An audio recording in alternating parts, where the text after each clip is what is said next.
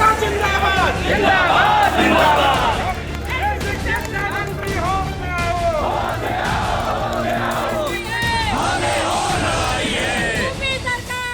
समूचे उत्तर प्रदेश में पिछले कुछ दिनों में बस दो बात की ही चर्चा थी। पहली चर्चा 2024 के लोकसभा चुनाव में उत्तर प्रदेश में बीजेपी की करारी हार पर मंथन और दूसरी चर्चा शिक्षकों के डिजिटल अटेंडेंस पर मचा बवाल।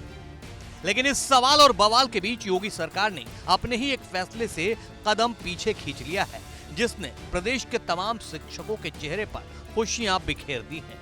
खुशियों के साथ साथ हैरान करने वाली खबर यह है कि योगी सरकार आखिरकार शिक्षकों के आगे झुक गई, क्योंकि उसने डिजिटल अटेंडेंस को फिलहाल स्थगित कर दिया है। योगी सरकार ने डिजिटल अटेंडेंस सिस्टम को फिलहाल 2 महीने के लिए स्थगित कर दिया है। मुख्य सचिव मनोज कुमार सिंह ने इसको लेकर आदेश भी जारी कर दिया है। इन 2 महीनों में सरकार क्या करेगी, इसका खाका भी सामने आ गया है। सरकार ने फैसला लिया है कि एक विशेषज्ञ समिति बनाई जाएगी जो अगले 2 महीनों में शिक्षकों के मुद्दे पर विचार विमर्श करेगी। उसके बाद डिजिटल अटेंडेंस को लेकर योगी सरकार किसी नतीजे पर पहुंचेगी। इस फैसले से पहले यूपी के मुख्य सचिव के साथ शिक्षक संगठनों की बैठक हुई। इसमें प्रमुख सचिव बेसिक शिक्षा, डीजी स्कूल शिक्षा भी मौजूद रही। इनके अलावा प्राथमिक शिक्षक संघ के दिनेश शर्मा, जूनियर शिक्षक संघ समेत कई अन्य शिक्षक नेता मौजूद रहे। खैर, अब इस फैसले के पीछे की कहानी समझिए।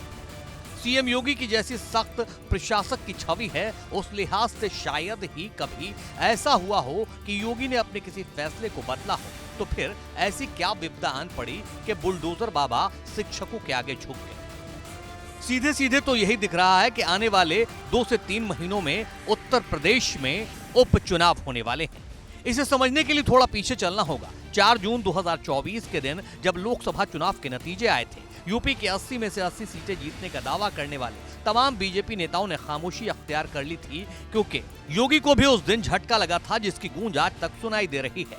समीक्षा बैठक में केशव प्रसाद मौर्य, एमएलसी देवेंद्र प्रताप सिंह और कई बीजेपी नेताओं के बगावती तेवर ने भी योगी को ये एहसास दिला दिया कि जैसा पहले चलता था अब वैसा तो नहीं चलेगा। शायद डिजिटल अटेंडेंस के मुद्दे पर बैकफुट पर आने की एक वजह ये भी रही हो।